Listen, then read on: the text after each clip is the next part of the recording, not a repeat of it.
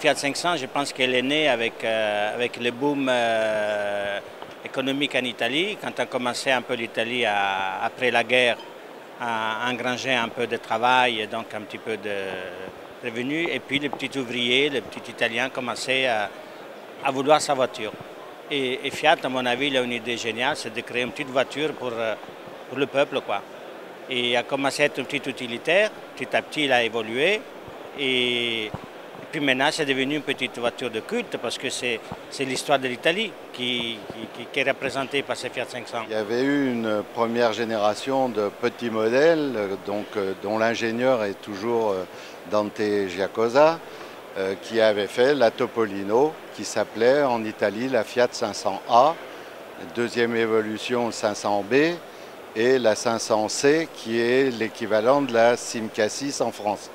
Voilà, ça c'est pour la période avant-guerre et tout de suite après-guerre. Puis il y a eu la Fiat 500 qui est née en 55 et 57 plutôt, et il y a eu la D, il y a eu différents modèles.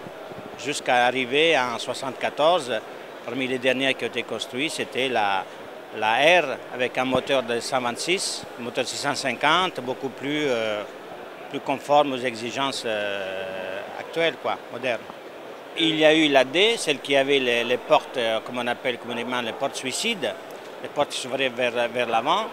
Et puis après, il y a eu la F, la L et puis la R. C'était la dernière en date, c'était la R, qui c'était avec justement le moteur de 650, qui déjà était le précurseur mécaniquement de la Fiat 126. Puis après, c'est rentré donc en production à 126. Et comme ça, la Fiat 500 a terminé d'être produite.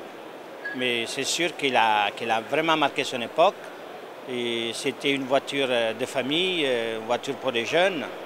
Et j'oserais même dire que moitié de l'Italie a été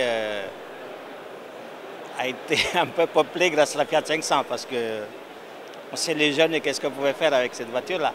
Hein? Tout étant petite, elle était très spacieuse à l'intérieur, on pouvait bouger facilement, quoi. C'est un petit break, une petite Fiat 500 break pour pouvoir avoir un petit peu plus de place parce qu'une 500 normale au niveau coffre, il y a juste l'avant. Donc à l'avant de la voiture, à l'arrière il n'y a rien parce que c'est le moteur. À l'avant, dans le coffre, il y a un réservoir qui prend 50% de la place. Donc on peut rien mettre, hein, il y a la batterie en plus. Donc pour ceux qui voulaient rouler en Fiat 500 et puis charger un petit peu la voiture, ils ont sorti ce qu'on appelle la jardinière. On peut charger donc les affaires par une porte arrière. Elle est un petit peu plus longue, elle est un petit peu différente aussi au niveau mécanique parce que le moteur d'une Fiat 500 normale, les cylindres ils sont verticaux, donc prennent un peu plus de place.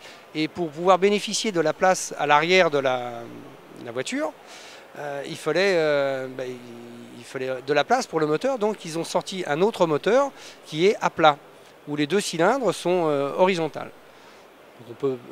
On peut donc descendre beaucoup plus bas le plancher de la voiture. Je pense qu'il y a eu des études de style de chaque carrossier. Il y a eu Vignale, par exemple, qui a fait la gamine, petite voiture vraiment loisir, complètement décapotable. Elle a été sortie en 1968, de 68 à 72. Elle a été distribuée, alors elle a été faite un petit peu, pas bizarrement, mais bon, c'est le carrossier Vignale qui a acheté 400 Fiat 500 chez Fiat à Turin. Sur ces 400, ils les ont entièrement démontés. Il a fait sa carrosserie, comme on peut voir, la voiture c'est une carrosserie complètement spéciale. Il en a fait 400. Il les a distribués en France par l'intermédiaire de la société GAM, à l'époque qui était à Monaco.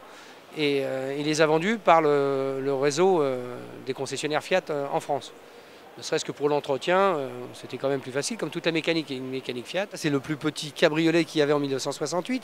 Il était pas mal vendu sur la Côte d'Azur. Bon, le distributeur était à Monaco, ça aide. Il était beaucoup vendu à des plaisanciers pour mettre sur leur bateau. D'ailleurs, en option, il y avait un arceau, comment on appelle ça ?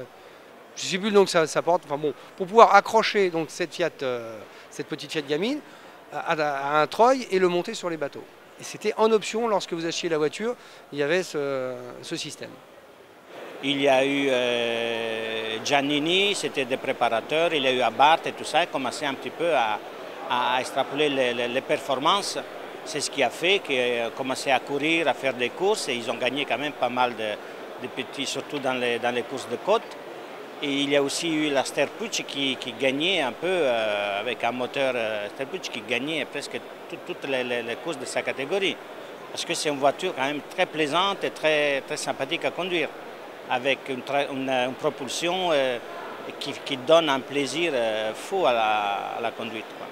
Il y en a une qui est un moteur typiquement Abarth et puis l'autre qui est avec des éléments Abarth qui ont été un peu extrapolés par un préparateur qui habite dans le centre de l'Italie, en pleine montagne, et c'est un fou, quoi. C'est un fou parce qu'il prend des bielles Abarth, il les allège, il fait des trucs. C'est des voitures qui peuvent monter jusqu'à presque 180 km/h.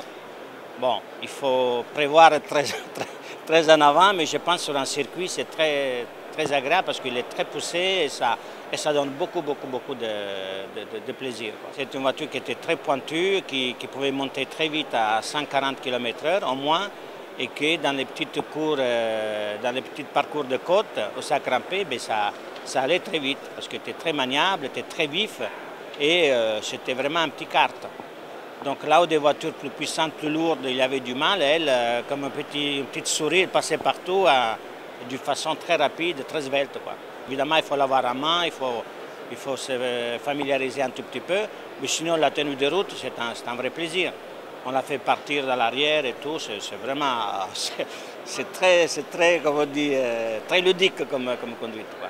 Vous roulez maintenant avec une Ferrari, personne ne vous regarde, avec une petite Fiat 500, sans être un peu égocentrique, mais il y a toujours un petit clin d'œil, un petit geste de sympathie, et puis ça fait plaisir, quoi, parce qu'aujourd'hui, on n'a pas besoin de se tirer la gueule tout le temps. C'est bien quand même quand quelqu'un fait un geste de sympathie, un petit sourire, un petit clin d'œil, et puis c'est très agréable, quoi.